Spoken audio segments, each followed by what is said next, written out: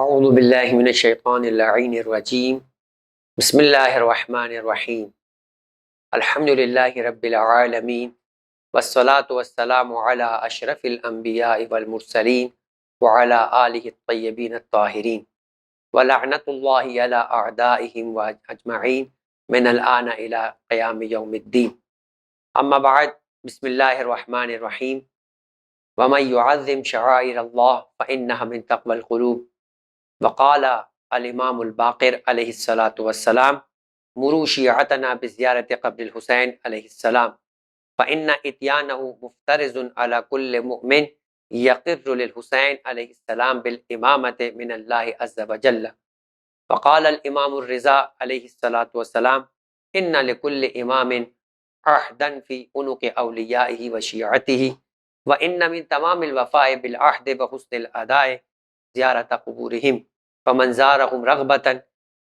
في زيارتهم وتصديقا لما رغبوا فيه كان أئمتهم شفعاءهم يوم القيامة وصلى الله على محمد وآله الطيبين الطاهرين۔ مومن کرام، تمام دنیا عالم سے بہت سارے مومنین اس بات کی سعادت حاصل کر چکے کہ اس سال وہ کسی نہ کسی مقدس مقام کی زیارت کے لیے بالخصوص کربلا جا رہے۔ اسی مناسبت سے اس زیارت کے سفر کی عظمت اور اہمیت اور اس سلسلے میں جو معصومین علیہ السلام نے ہمیں آداب اور انداز سکھائے ہیں، کچھ مختصر سی گفتگو آپ کے سامنے پیش خدمت ہے۔ سرنامہ کلام میں جو قرآن مجید کی آیت پیش کی، انتہائی مشہور و معروف آیت سورہ مبارکہ حج کی، جو اس جانب اشارہ کرتی ہے کہ جس طریقے سے انسان کا ظاہر خدا کی بارگاہ میں پروردگار کی عظمتوں کا، پروردگار عالم کے خوف کا اظہار کرتے ہوئے اس کی بندگی کرتے ہوئے نظر آئے، ویسا ہی اس ظاہر کی صداقت اس کا باطن بھی کرتے ہوئے نظر آئے۔ اور یہ کیسے اندازہ ہوگا کہ جیسے اس کا ظاہر متقی ہے ویسے ہی اس کا باطن بھی خدا کی بارگاہ میں اتنا ہی اس کی خوف اور اس کی عظمت سے خاشع ہے، خضوع کے اختیار کیے ہوئے۔ یہ اس وقت اندازہ ہوگا کہ جب وہ پروردگار عالم کے شعائر کی، جن چیزوں کو دیکھ کر عظمت خدا کا احساس ہوتا ہے، وہ ان کی بھی اسی انداز سے تعظیم کرتا ہوا، احترام کرتے ہوئے نظر آئے کہ جیسا خدا چاہتا ہے۔ انہی شاعر خدا میں سے جہاں قرآن مجید میں کہیں صفا و مروہ کو شاعر خدا قرار دیا، گرچہ کہ ایک نبی کی زوجہ کے قدم اس پہاڑ پر پہنچے تو خدا نے اس نبی کی زوجہ کے خلوص کی وجہ سے ان پہاڑوں کو قابل تعظیم بنا دیا۔ تو آپ سوچیں کہ نواسہ رسول جس سرزمین پر اپنے 18 بنی ہاشم کے ساتھ، جن میں سے ہر ایک اس زمین کے اوپر 8ویں امام کی روایت کے مطابق اس وقت کے اس انداز کی ہستیاں تھیں کہ جو زمین پر ستاروں کے مانند تھی، مگر ان سب نے امام حسین علیہ السلام کی ابتدا میں پروردگار عالم کے دین کو بچانے کے لیے اپنا خون خدا کی بارگاہ میں پیش کیا۔ تو یہ خون مقدس جس سرزمین کا حصہ بن گیا وہ کربلا، کربلا معلی بن گیا۔ شاعر خدا میں اس کی عظمت ایک جداگانہ عظمت اور جداگانہ حیثیت رکھتی ہے۔ وہ تمام مومنین خوش قسمت ہے، سعادت مند ہے کہ جنہیں پروردگار عالم نے یہ سعادت نصیب کی کہ وہ کربلا زیارت کو جا رہے، وہ نجف زیارت کو جا رہے، وہ سامرہ اور قازوین زیارت کو جا رہے، کوئی شام میں شہزادی زینب اور امام حسین علیہ السلام کی بیٹی جناب رقیہ یا جناب سکینہ کی زیارت پر جا رہا ہے۔ پروردگار ہم سب مؤمنین کو زیارت کا شوق عطا کر، اس شوق کو ائمہ علیہ السلام کی بارگاہ میں مقبولیت کی نظر قرار دے۔ اور عزیزان محترم، یہ کوئی چھوٹا عمل نہیں۔ بعض اوقات انسان صرف دنیاوی وسائل کو جمع کرنے کے لحاظ سے ان کاموں میں لگا ہوتا ہے، مگر یہ بہت باعظمت کام ہے۔ ان کے سامان کے وسائل کو جمع کرنا خود اپنی جگہ پر پروردگار عالم کی نگاہ کے اندر ایک محبوب عمل ہے۔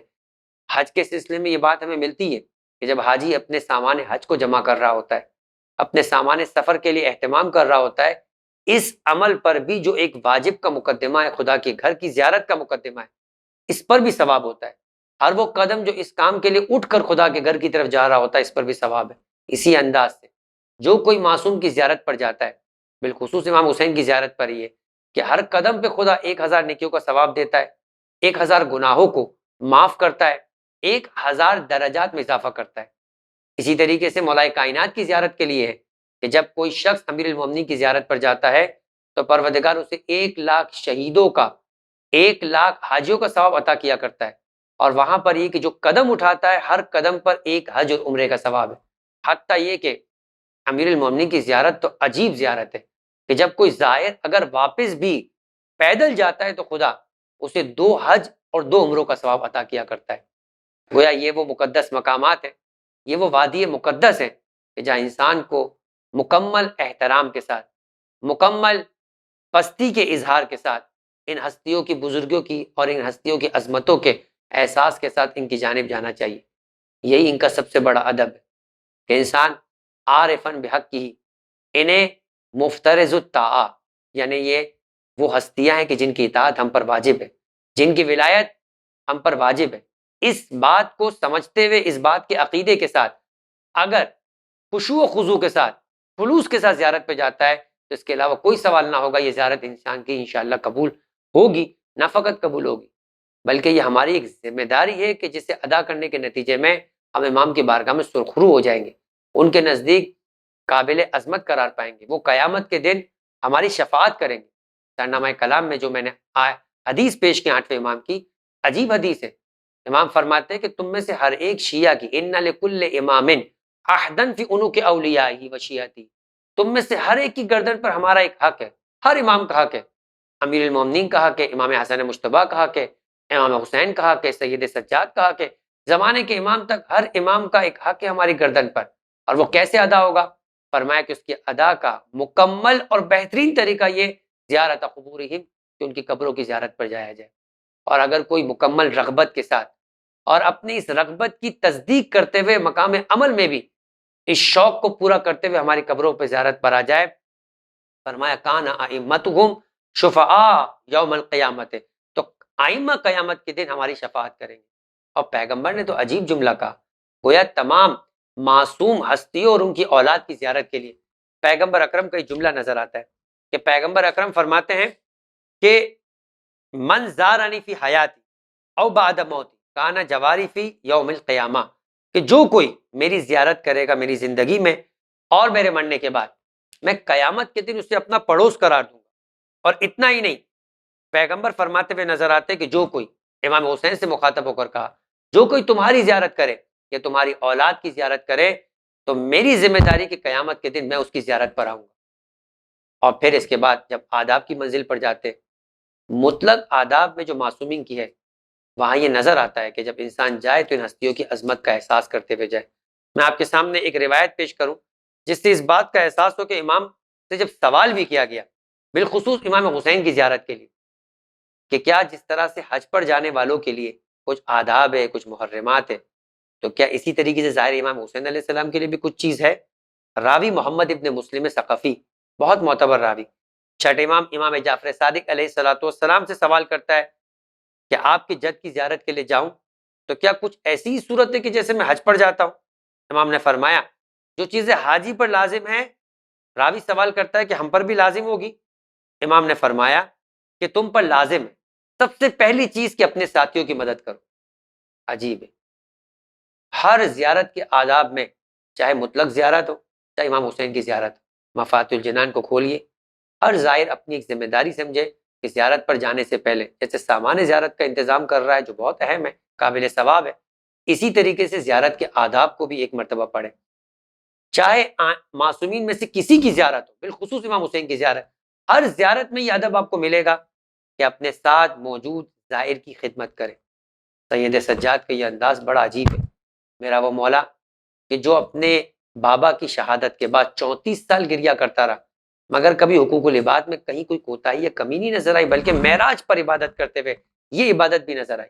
حج کے سفر پر اس قافلے کو چنتے تھے کہ جس میں کوئی جاننے والا نہ ہو. وجہ کیا ہے؟ اس قافلے میں موجود ہر شخص کے لیے امام خدمت گزار بن جایا کرتے تھے. اس کے سامان کو اونٹ سے اتارنا ہو، اس کے سامان کو اونٹ پہ رکھنا ہو، اسے پانی پلانا ہو، اس کی خدمت کرنا ہو. حتیٰ کہ واقعات میں کہ اگر کسی کو یہ علم ہو جاتا تھا کہ یہ فرزند رسول ہے اور اب وہ امام سے خدمت نہیں لے گا، امام قافلے کو تبدیل کر دیا کرتے تھے. جب اگلی صبح ہوتی تھی تو کسی نئے قافلے کی تلاش میں تھے.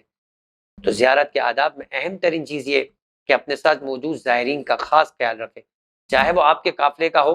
چاہے وہ آپ کی فیملی کا ہو یا نہ ہو. مگر چھٹے امام کا عجیب جملہ ہے جو امام حسین کی زیارت کے آداب میں شیخ عباس قمی نے نقل کیا کہ جو کوئی ہمارے ماننے والے، ہمارے شیعہ ہمارے ظاہر کا استخفاف کرتا ہے یا کہیں اس کی احترام میں کمی کرتا ہے تو وہ ایسا ہے کہ جیسے اس نے ہمارے احترام میں کمی کی۔ کہیں ایسا نہ ہو کہ خدا نخواستہ کوئی انسان زیارت پر جا رہا ہو، جن معصومین کی زیارت پر جا رہا ہو ان کے چاہنے والے ان کی زیارت پر آنے والوں کے لیے باعث زحمت بن جائے،